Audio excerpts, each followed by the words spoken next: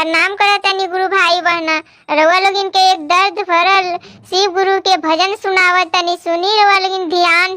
बारही बरिसा के उमरिया तपियवा मोरा जोगिया बनलन हो राम। बारही बरिसा के उमरिया तपियवा मोरा जोगिया बनलन हो राम। चाली गैलन गोरख धाम नगरिया लावटी नाही आई वे कैलन हो राम। चाली गैलन गोरखपुर नगरिया लावटी नाही आई वे कैलन हो राम।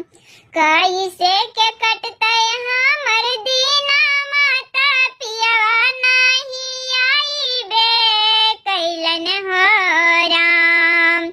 कैसे के कटते हमर दीना माता पियवा नाही आई बे कैलन हो राम। गोतनी बैरुनिया मारे ताना माता दिनमा कैसे काटाबे करते हो राम। गोतनी बैरुनिया मारे ताना माता दिनमा कैसे काटाबे करते हो राम।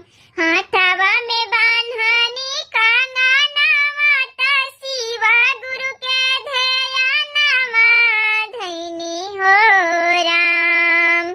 हाथवा में बांधनी कांगना माता शिवा गुरु के ध्यानमा धैनी हो राम। तोहरे पर लागल बाया सारा वाता असरा पूरा कराबे करिहा हो राम। तोहरे पर लागल बाया सारा वाता असरा पूरा